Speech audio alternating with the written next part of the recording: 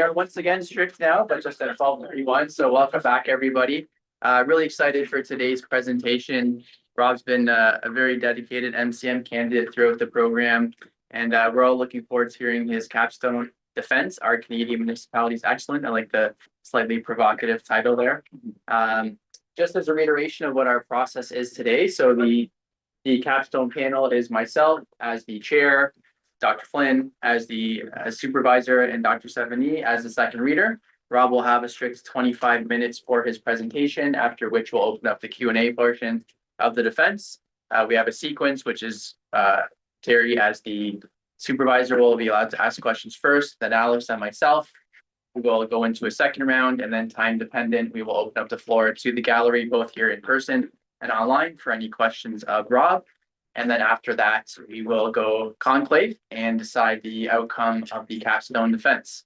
So with all that being said, Rob, over to you. Well, thank you very much and good afternoon. Today, I'm here defending my capstone entitled Our Canadian Municipalities Excellent. This work connects excellence theory with the rapid adoption of artificial intelligence in Canadian municipal governments, asking what this means for government public relations within these organizations. AI isn't just another productivity tool, it's a stress test for governance, ethics, and public trust. The basic premise is that if municipalities are indeed excellent in the Grunig sense, communication should be pivotal, helping shape strategy, manage change, while also having a seat at the decision-making table. So here's the roadmap for today. Firstly, I'll briefly frame the problem and why it matters now. Second, I'll summarize the relevant literature. Third, I'll outline my methodology, followed by the results of the surveys and interviews that I conducted. And finally, I'll discuss what holds and what fails against excellence theory, making the case for an excellence plus model for public relations in municipal contexts, and close with conclusions, limitations, and practical takeaways for municipal GPR professionals. To set some context, AI is advancing rapidly in all sectors, including Canadian municipalities. Many organizations treat AI as an operational efficiency tool, but as McKinsey and Company note, it has the potential to rewire organizations, changing workflows, decision-making hierarchies, and accountability and role structures. Bowen's quote on the bottom right is important as she illustrates the significance of the impact of AI. And since she's a leading public relations scholar, she must be right. Excellence theory, meanwhile, has not been well tested in municipal government public relations, where politics, bureaucracy, public scrutiny, and legal constraints shape the practice differently than in corporate settings. The guiding question behind this research is really, can Canadian municipal GPR meet the criteria for excellence theory, or does AI necessitate a revised model? To do this, I undertook an extensive literature review with the goal to better understand the role professionals play within their organizations, the impact of AI on government, and in particular local government, and the challenges facing PR professionals with the advent of AI. This was a significant review, but I think a worthwhile one, as it helped to provide context and a better understanding of the role of the municipal GPR professional in the age of AI. I'm not going to review all the literature here, but I will touch on the relevant pieces. At its core, AI is not human, and that matters when we speak about accountability. While the benefits are touted, there are challenges associated with AI, including hallucinations, bias and misinformation, privacy and data security issues, and the risk of over-reliance that can make professionals less critical in their thinking and even lazy. I use definitions that frame AI as machine-based systems that learn from data to achieve human-defined objectives. And the framing is important because it keeps human-defined objectives and governance questions top of mind and front and center. Humans must set the goals, apply judgment, and remain accountable, because they're accountable when AI goes wrong. For public relations professionals, accepting AI without addressing these human concerns would be like summoning the devils. I accept that most people in this room are familiar with James Grunig's excellence theory, but for those of you who are not, excellence has been the foundational theory in public relations for the past 30 years. At its core, Grunig argues that public relations contributes to organizational effectiveness, or excellence, by managing organizational interdependence with key publics, building and maintaining strategic relationships, enhancing organizational adaptability, supporting strategic management, and ultimately contributing to the organization's bottom line. Through the excellence study in the 1980s, Grunig found that excellent organizations share several characteristics. They employ senior public relations practitioners at the senior leadership table or within the dominant coalition. They actively seek that practitioners' counsel and strategic advice on issues affecting the organization. They engage in two-way symmetrical communication with strategic publics to build and sustain relationships. And they view public relations as a strategic management function, not merely as a technical or a production role. Supporting excellence are two closely related concepts: boundary spanning and the dominant coalition. Boundary spanning is a critical role played by public relations professionals. It refers to the ability to see the whole picture, to bring external public expectations, risks, and insights into internal decision-making. The dominant coalition is the group that ultimately makes decisions within the organization, typically senior executives, and in the public sector, often elected officials as well. The literature and Grunig himself, in fact, acknowledged that public relations frequently struggles to gain access to this group and secure a seat at the table. Yet this group determines how public relations is practiced, where the function sits structurally, and whether an organization can be truly considered excellent. Finally, I conclude with change management as part of this framework. While it's not central to excellence theory, the literature suggests it's a natural extension, particularly in the context of technological change. Change management has been identified as a significant factor in the successful adoption of AI within municipal governments, making it highly relevant to this study. It's also important to note that while excellence theory has been the dominant public relations scholarship, it is not without its criticism. Critics argue that it's insufficiently suited to today's realities, that it centers the organization over strategic publics, and that in practice, it can produce a buffering effect, protecting the organization rather than a bridging effect that genuinely connects organizations with their publics.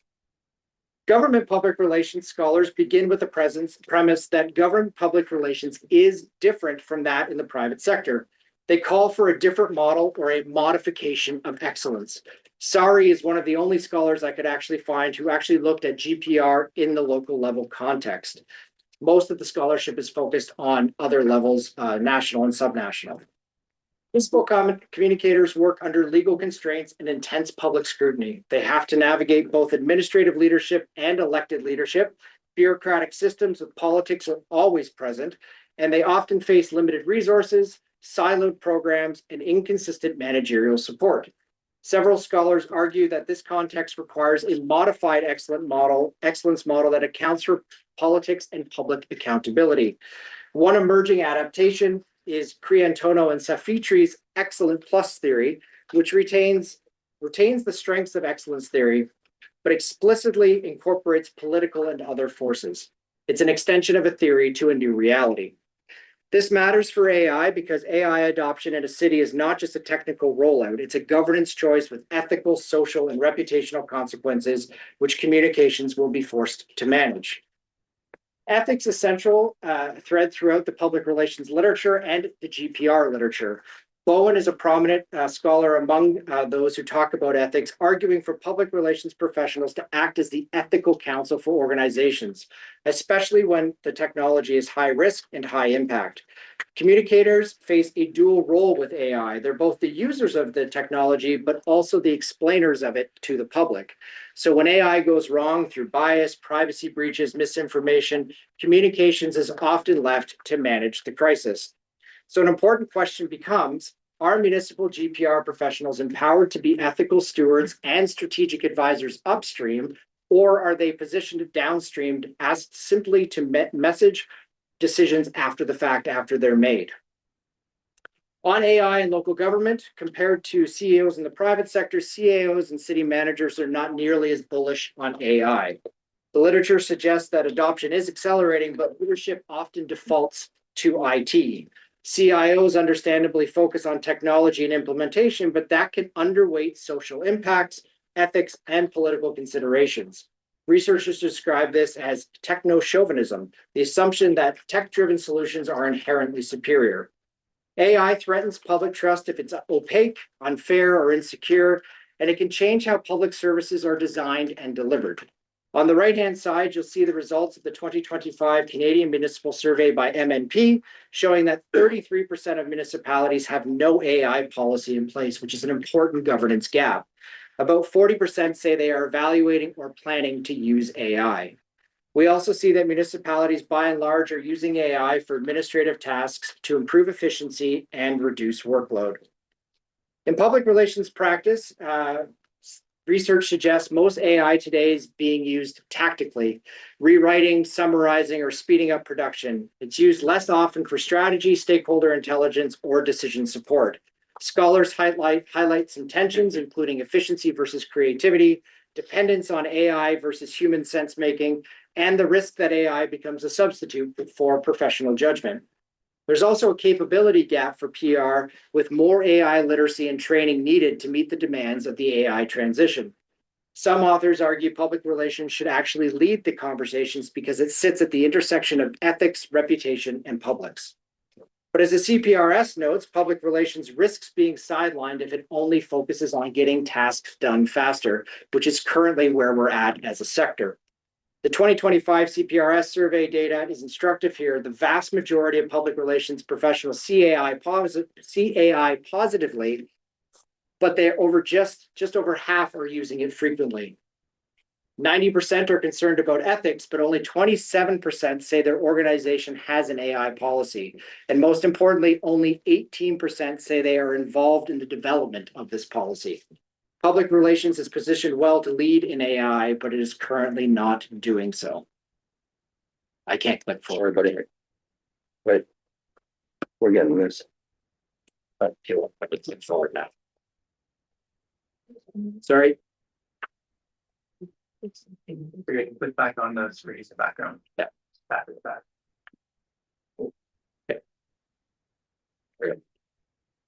Okay, from the literature I reviewed, I propose an archetype of an excellent municipal GPR professional in the AI area.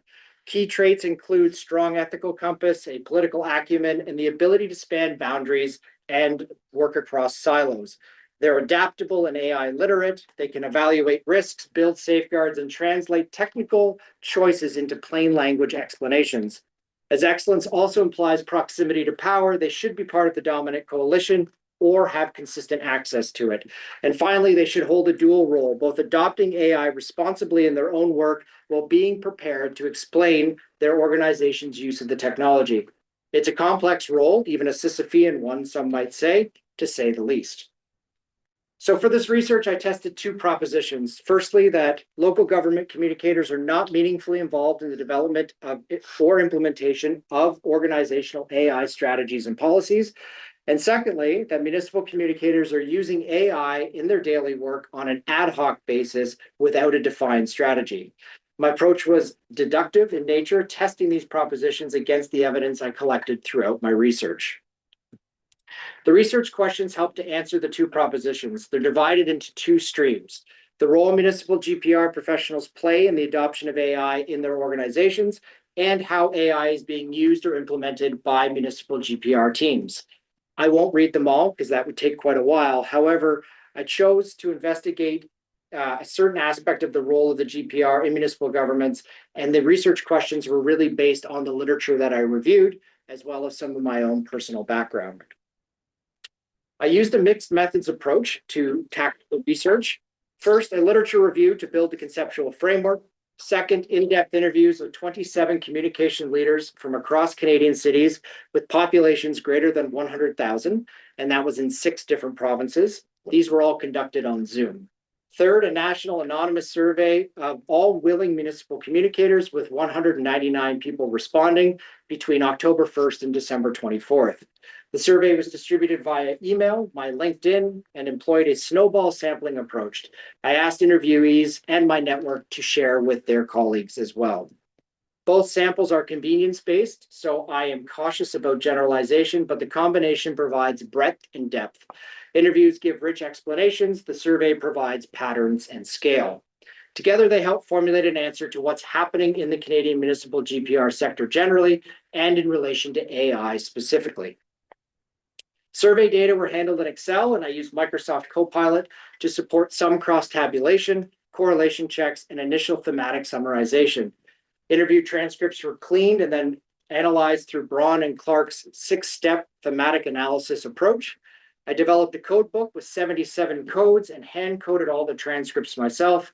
I engaged a colleague for intercoder reliability, which netted a reliability score of about 83%. This gives reasonable confidence that the themes are stable. I also used Excel and Copilot to organize and review the codes, but interpretive decisions stayed with me. So let's get into the results. For our Q1, we show limited involvement of GPR professionals in AI policy and strategy development.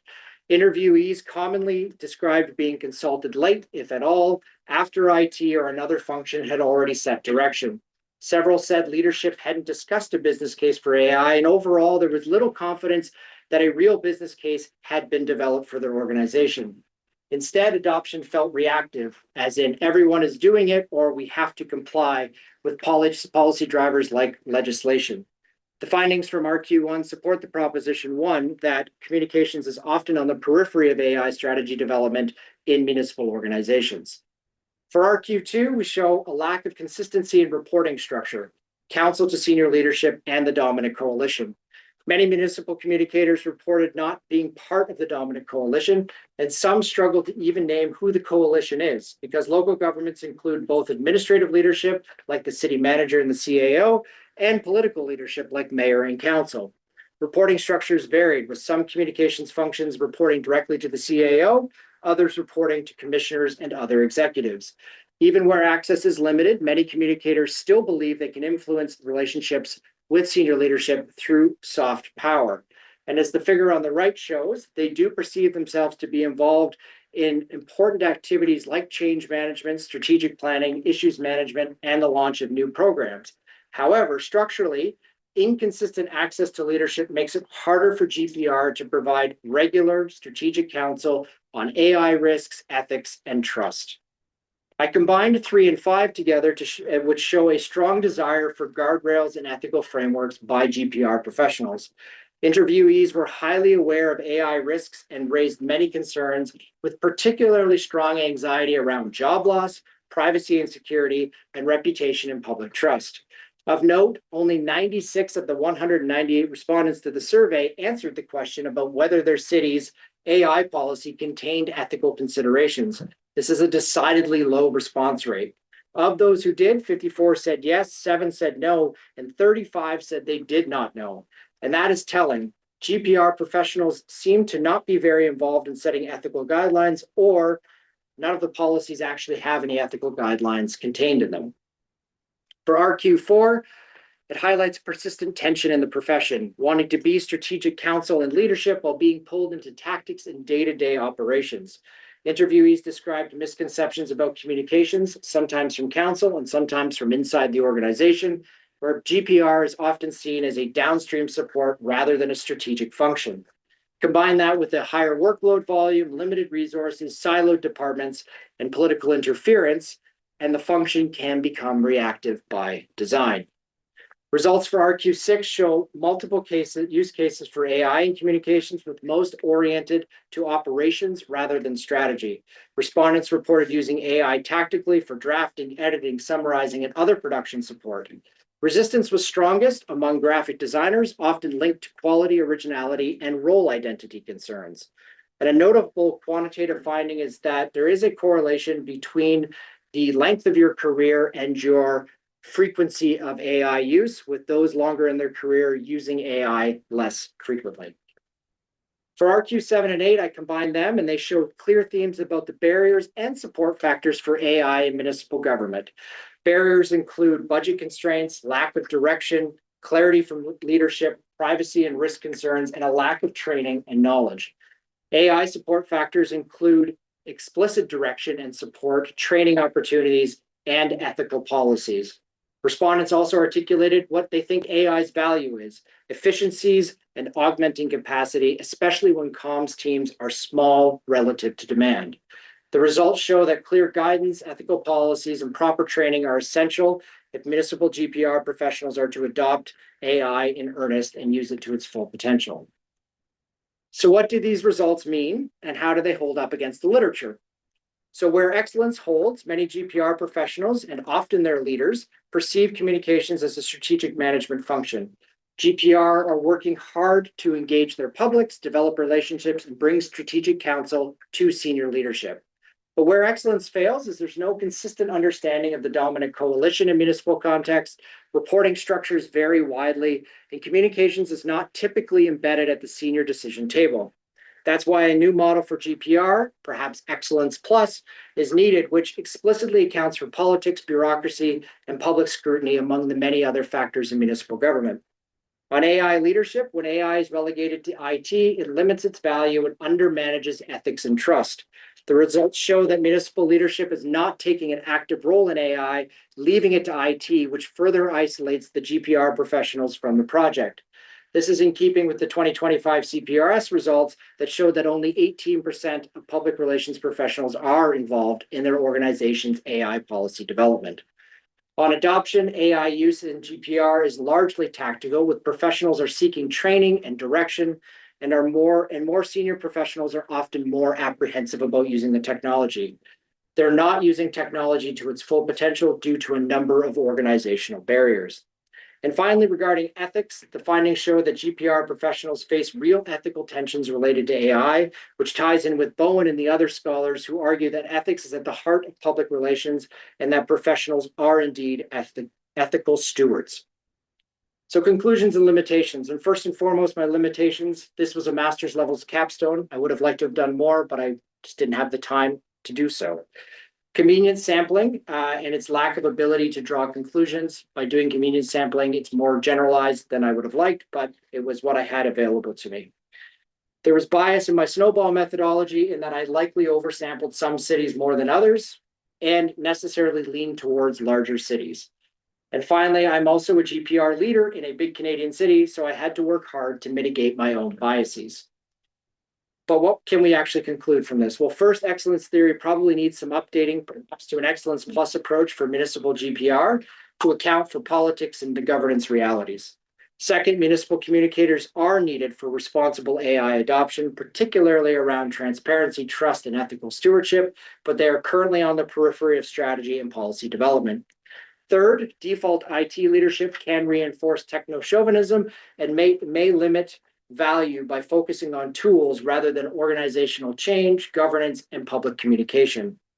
I've also developed some practical advice as well on the right-hand side. AI adoption must be led at the executive level, and a coherent business case needs to be developed, or AI adoption will fail. Communication leaders should use their boundary spanning and soft power to secure a seat at the table through any means necessary. GPR leaders need to invest in training and provide guidance to their teams on AI, and they need to build networks across Canadian municipalities to share standards and lessons learned. The big question is, why does any of this really matter? Well, there are over 3,500 municipalities in Canada, most of which will grapple with AI. There are communications leaders in many of these cities who should be playing a role in AI adoption. And there is little connection between municipal communicators. So this research should be a starting point for those seeking answers on the role that can and should be played by GPR within their municipality, as well as how their municipality should be adopting AI. I also like to think it adds to the excellence in GPR scholarship, as it's the first of its kind research in Canada that I was able to find. Future research, with respect to that, one path is a comparative analysis across federal, provincial, and municipal levels to test how Excellence Plus may be applicable and how it compares. Another study could fully replicate the excellence study at the municipal level to test classic excellence measures in local government, but with a larger design. I was thinking of attempting this, but Terry's voice in the back of my head kept saying, time dictates task. A third is a longitudinal approach, repeating the study every 2 years to track how AI governance tools and communicators' roles evolve over time. And finally, an Ontario-specific question of how the strong mayor powers influence municipal GPR roles and decision-making. This research would deepen both the theoretical contribution and the practical guidance for municipalities. With that, I will close, but I would like to say a sincere thanks both to Drs. Flynn and Sévigny for overseeing my research, to my MCM cohort, a few of whom are here today and online, and all of the professors who over the last 2 years have really helped me in my journey. I'd also like to thank the municipal communicators and professionals who participated in this research, because it wouldn't have been possible if they didn't say yes. I'd like to say thank you to my family who put up with me doing this program for 2.5 years, including on vacations and nights and weekends. And especially to my 14-year-old son, who is still baffled that why, after getting a degree and a real person job, I'd ever go back to school. And to my colleagues at the City of Mississauga, one of whom is online today, who put up with me throughout this process, and the 2 CAOs who helped and supported in my journey, Sherry and Jeff. Thank you to everybody. And with that, be happy to take any questions.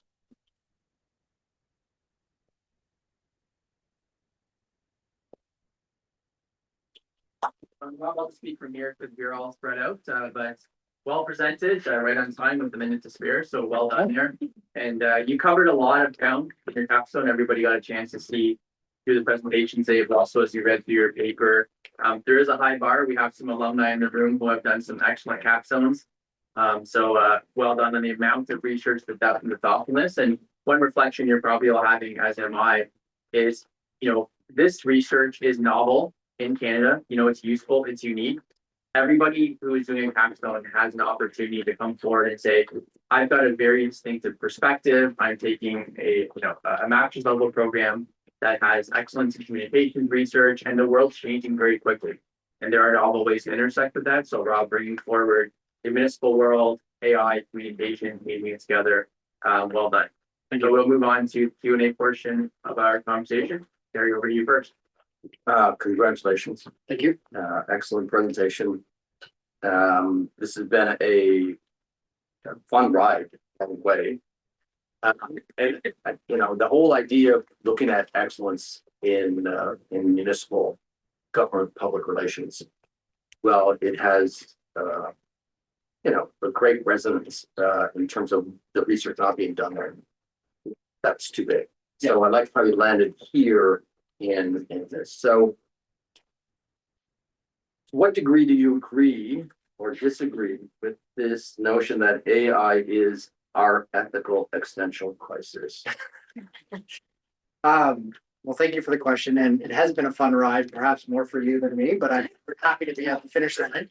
I actually just wrote an article for the IABC about this that hopefully will get published soon, but the idea around we as communications professionals are at a inflection point, I think, and it's really around how do we see the practice of our profession. And I think that's the theme that's been in at least the last 2 years that I've been doing these courses, is what's that look like? And if we're seen as only tactical and operational, then we are replaced by AI. I can get AI to write a press release that's pretty passable.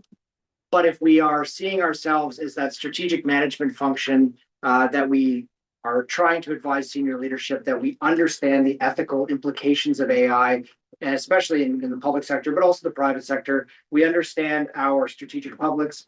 We understand the environment. We're able to read the room better than anybody else. And we bring a unique perspective that I don't think other people in their organizations do. And that, I think, provides us with a great deal of value. I think the challenge that we always have as communicators is demonstrating that value.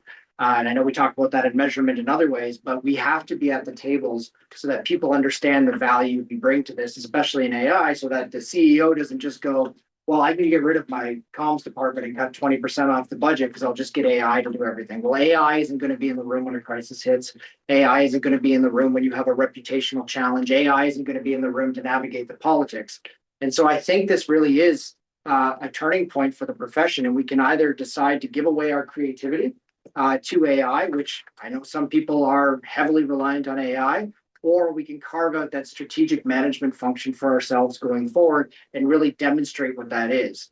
I think the only challenge that I would see, and I know it's come up in some of our classes, is what about the next generation that's coming through? We're all longer in our careers, so we're at the senior tables already or further enough along.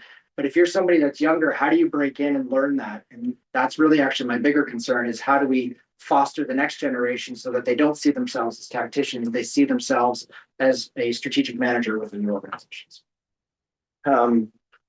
So lots to unpack from that, because I think what you just showed by being able to bring in the work that the CPRS State of Public Relations identified, your similar findings in terms of not at the table, not considered to be even considerable to be at the table in this. So how do you take your learnings and then develop a requisite sort of competency abilities checklist for communicators to be at that table, to really be a worthy participant in AI governance policy and usage.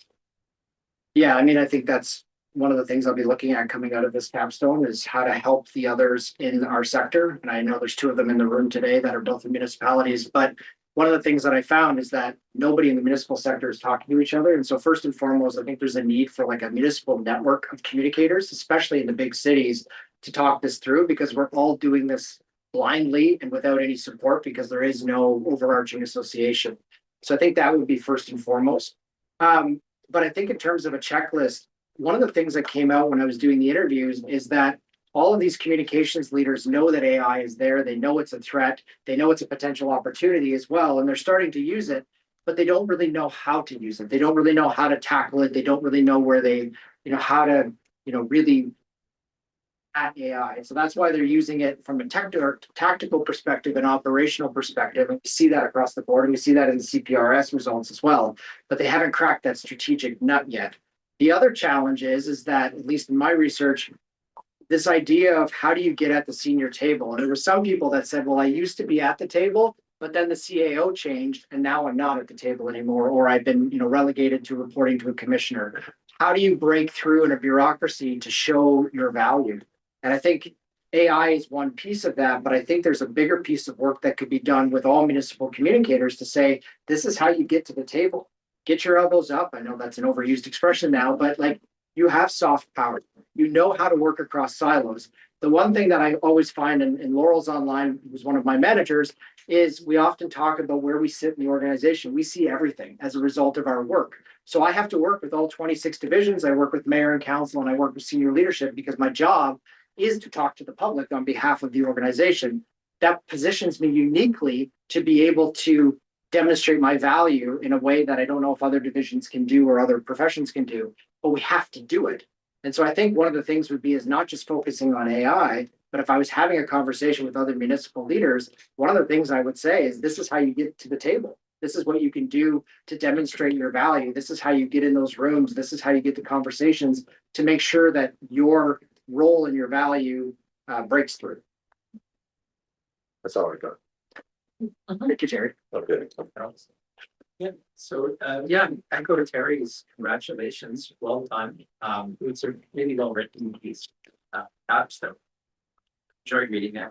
I'm gonna take a slightly different tack from Terry, and actually not gonna talk about AI in my first question, right? It's you make a really interesting distinction in terms of the dominant coalition municipalities. That stuck with me as I was reading through, right? Because it struck me as a real tension, and second half is going to be about AI. Okay. But so when you're making decisions in municipal governments, you have a nominal, as far as I understand it, CEO, which is the mayor. I mean, nominal. Yeah. And you have a CAO, who's the head of the bureaucracy. And then you have sort of two dominant, you surface the fact you've got two dominant coalitions. Right?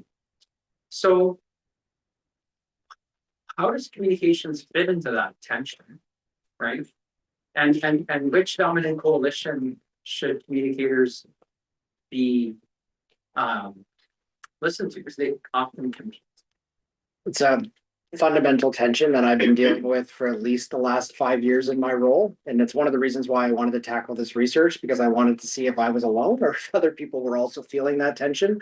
I can tell you when I've spoken to the others across the country, the other 27 of them, yeah, it's a challenge. And it really depends on how strong the mayor is. And I say that because in Ontario, we now have strong mayor powers, which elevates the mayor to an actual role of CEO. They now have power over organizational structure. They can make those decisions all the way down to like an aquatics deck supervisor if they wanted to do so. That changes the whole dynamic, where it used to be there was a line between the administration, so corporate communications, and the political. That line has been erased, and it depends on the degree is different in every city. So to draw a generalization and say that it's the same in Mississauga as it is in Hamilton or in Clarington or somewhere else, I can't do that because there's different dynamics in each one. So the challenge really with the dominant coalition is I think the role of the communicator is sitting there going, okay, well, who do I listen to? Because council has said, I'm giving direction on this, but then my CAO is like, no, I don't want to do that. What do you do? How do you navigate that? How do you maintain the public trust and make sure that you're putting out accurate and factual information when you've got the politicians who are also saying, no, but I really want to spin it this way. I want to do it this way. That I think is the real challenge that a lot of communicators are facing. And it's not just Ontario, it's across the country, is understanding how to read the room and understanding which thing is a council priority, which thing is a city priority, and then how do we be responsible in how we talk about it to the public. So where does AI start being? So where does AI fit in that? Because it would seem to me that AI is going to be from a managerial and all the things you put up, improving effectiveness, efficiency. That's a CAO consideration, Yes. right? But ultimately, policy ethics lands with the council, right? So how does that? How do you make that case? So I think that the challenge is going to be, and this is where we need more conversations as a sector, is how do you manage council with respect to AI? And I use the word manage specifically because all it takes is somebody to get in their head that we could cut costs by 20% if we just enabled AI. No business case, no understanding of what that 20% where it will come from. But to be honest with you, it's probably going to come from staff cuts because the majority of a city's budget outside of the capital is labor, right? We deliver services.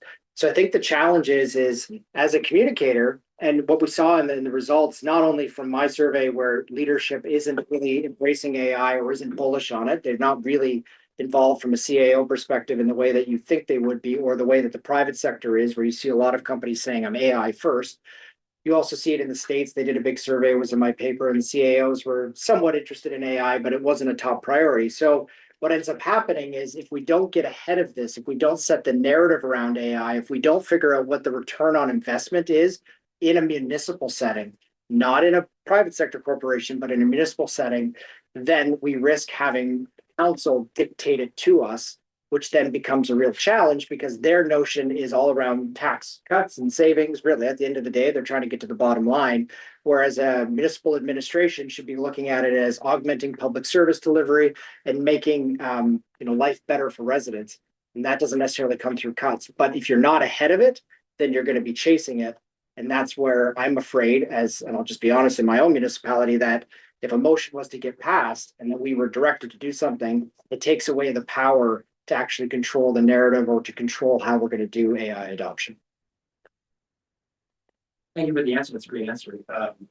Yeah, very challenging situation. Yeah. I have questions for a second. Okay. That's a quick question. So I think, kind of layer onto the conversation. I think you're hearing a lot of discourse around how is this all going to evolve. There's so many questions about AI in general and specifically municipalities.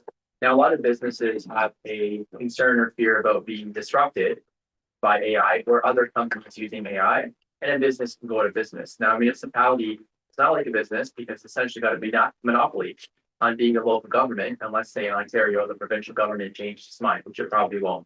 So there's different pressures on the city of Mississauga, the city of Hamilton, in terms of what it has to do, because it wants to have the public trust, but otherwise it's still going to continue being the city of Mississauga or city of Hamilton corporation, right? Supervisorships and things happen, but most likely. So from the lens of all of us as protagonists, seeing an opportunity for municipalities to lead, and we can, extend this to any other industry, any other type of organization, what can we do as catalysts, as communicators to encourage, to, change or bring forward a useful frame of reference to city leadership, to councils, in terms of being progressive about looking at AI?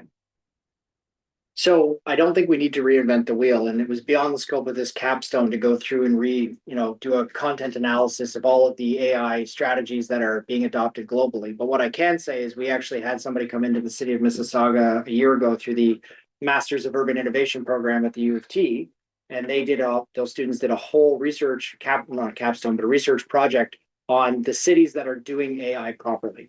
And the ones that are advancing it properly, the ones that are advancing it well, Helsinki comes to mind, San Jose, They've put in place governance frameworks. They've talked and had the conversations about values and ethics and what they're comfortable with. They've consulted with their publics and said, what are you comfortable with us using AI for? And they've talked with their council and they've talked internally, and they've really done it from the top down and said, this is an organizational wide change management project. We understand that this is going to change how government is done. The literature says, when you look at the adoption of AI, there's a robust literature about AI in municipalities, not focused on comms, but in general. And what it really shows is that this could fundamentally change how services are delivered over time, which changes the very nature of government. And it changes potentially the social contract as well. And so I don't think that we necessarily have to reinvent the wheel. What I think would be very helpful is if we were able to take this research and distill it down into, a measurable plan of action for municipal CAOs or leadership to say, this is how you need to tackle this. We understand that it's still changing and it's still evolving, but if you were to go down this path, there are already some really good examples of it being done right, but you need to do it right. And I think the challenge I'm facing right now, and when I look across the sector, is we're not doing it right. We're kind of doing it based on, well, it's kind of here, so I guess we'll manage it. And it's almost like the shield mentality, as opposed to the spear mentality, which is probably a bad metaphor, but that we should get ahead of it, that it should be an organizational strategy. In the same way that we look at things like lean, right? Many municipalities have adopted the lean methodology. Taking a look at performance measurement, like there's big organization-wide things that try to achieve an objective. AI can be the same thing, but leadership really needs to be involved. And right now it's not in Canada, but it is in other cities, and where they are leading, they are doing really well. Well said. I mean, you're really highlighting just the leadership opportunity that's present here. And as we're calling the slide, you put up of the archetype, and I'm like, wow, that's kind of like the comms superhero. So we're push that rock. Except the rock keeps coming back down. Well said. Terry, over to you. If you have a second round question. Yeah, I think and I encourage people to reach out to Rob to get a copy of this as well, because comprehensive nature of having both qualitative and high level with quantitative together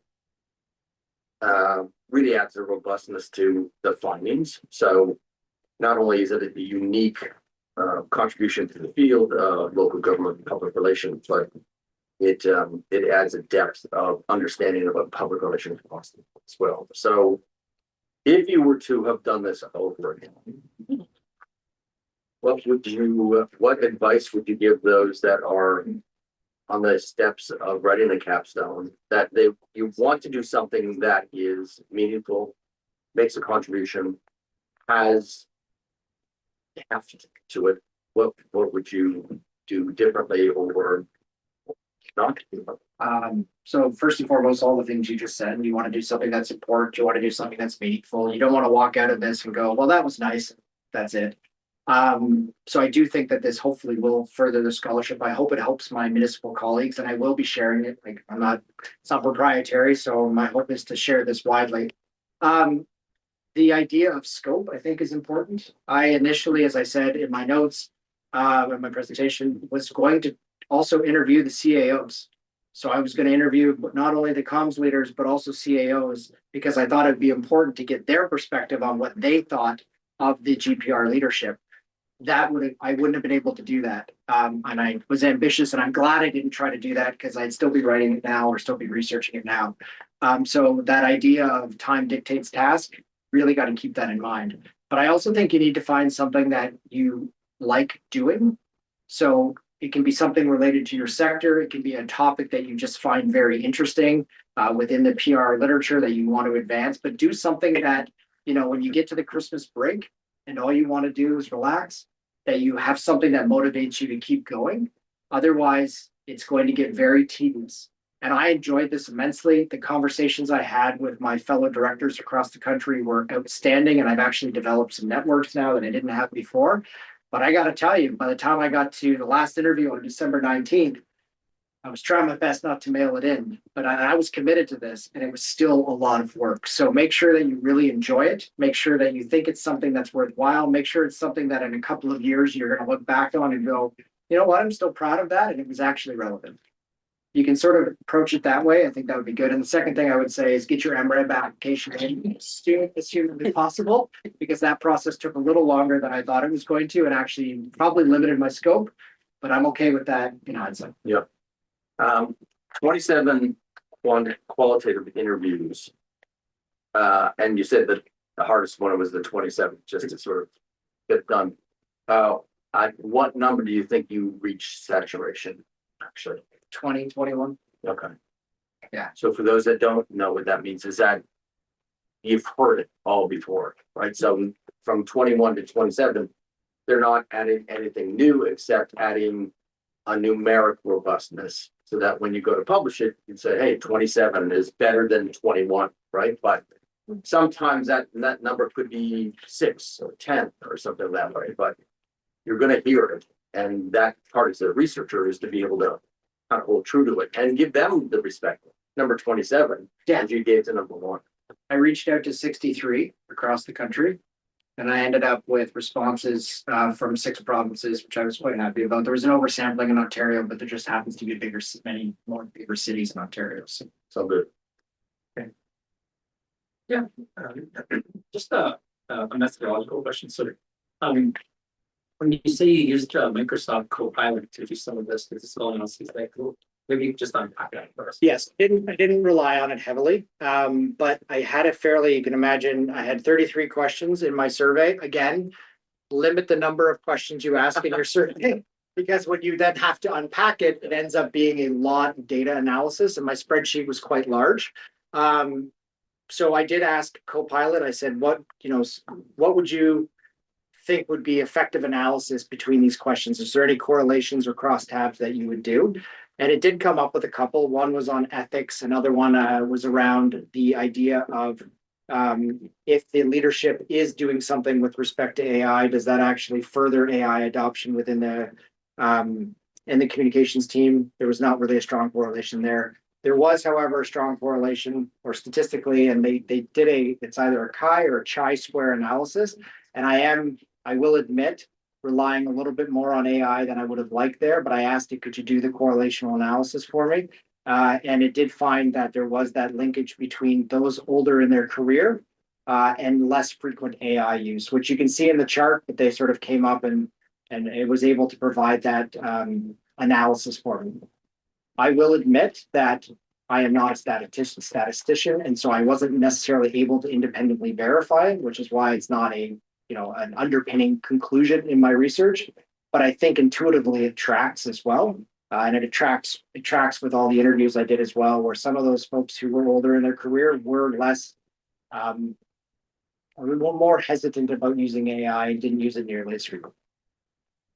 You know what you could do is that just you could if they're the cross tab tables in an analysis or something.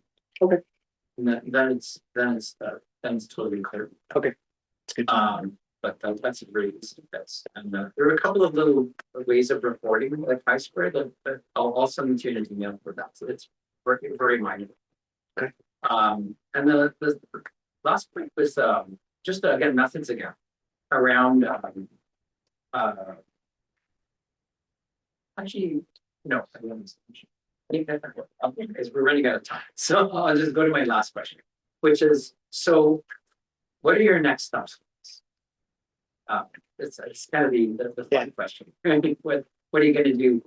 Because this is such a gold mine of work. Yeah. And it would be a shame to see it gathering dust, metaphorically, on a hard drive, gathering electrons. So Terry has provided me with a number of recommendations if I wanted to publish it, which I will consider doing, but I think it would require, it's a 127-page paper, so it would need to be truncated. Now there's 6 appendices, so anyways, but it needs to be taken down.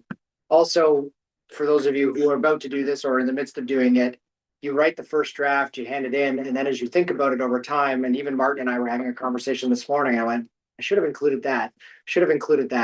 And so I may hone it again and, not come up with different conclusions, but have some different pieces in it. I am presenting to the AI in public relations conference done by Summers Direct in April. I just emailed me about that. I am going to be trying to convene the group a group of big city mayors or big city communicators to talk them through this research, and I'm going to share this with them as well. And then I may talk to AMO, the Association of Municipalities of Ontario, about potentially presenting at their conference in August. But I'll be honest with you, just getting to today was a lot of work, so I need some time to decompress, and then I'll figure out what I want to do with it. But I do think it's meaningful enough that I should do something more with it. At the very least, help those who are in our sector better understand the environment they operate in. Yeah, I was gonna suggest on the topic of that, or as alternatives or whatever, two things. One is work lends itself very nicely to a white paper, you know, and that's a much lower commitment lift on, or much less heavy lift on your part than an academic. You can always do an academic paper as well, right? Of course, right? And so, and then a white paper could actually find a lot of dissemination through the Federation of Canadian Municipalities and others, right? So that's something to think about. Another one is like you should think about presenting at the CCA, the Canadian Communications Association. They would like this research. That's a scholarly. That's the professors who teach communications in Canada. I think they would really. I think they would find this research very valuable, and I think they would cite it a lot, right? If they had contact with it. So okay, that's another suggestion. Great suggestion. Excellent. So we're tight on time, but if we have one really quick question from the floor, I think we'll open it up.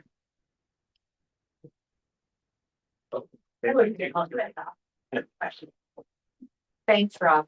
And as someone who navigates the dual dominant coalition, I was hoping we would have enough time to hear you speak a little bit more about your proposed Excellence Plus approach.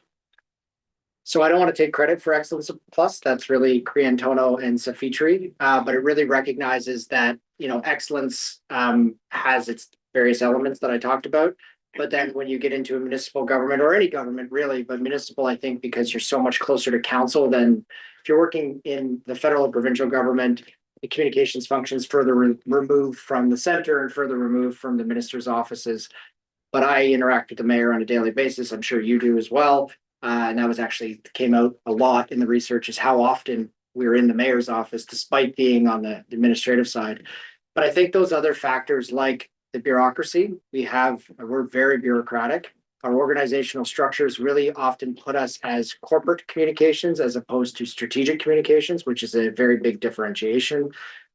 Politics, then you've got the public accountability and media scrutiny. And there's times when it's really hard to manage the strategic publics when you've also got councillors and the mayor managing their own strategic publics. And so you might think this is how we need to manage a situation, but then the mayor and council may say, no, I have a better pulse. This is how we're going to manage the situation. And the question becomes who wins out and why. And let's be honest, mayor and council generally win out, but that's the real challenge. And I'm sure you face it as well, is, you know, you're out there, you're doing, you know, surveys, you're probably putting out a ton of posts, getting a lot of comments, you're getting the media feedback, but then you often have to run things through a political lens before you do the job. Whereas in the private sector, and this is what I heard from a lot of the interviewees, was, you know, I just went to the CAO or to the CEO, or I went to the C-suite and we had a conversation, or we were able to set priorities at the beginning of the year based on what we wanted to do as an organization, not based on what some people may want to do around that council table. And so that political lens changes everything, as does the bifurcated dominant coalition, which seems to shift depending on who the administration it is, which makes our role very difficult, because one day what you do might be okay, and the next day the same thing may not be okay, and you have to be able to read the room well enough to know that it's not going to be okay tomorrow, but it's okay today. So I don't necessarily know if I have, you know, I can really spell it out, but I feel it on a daily basis. I'm sure you do as well.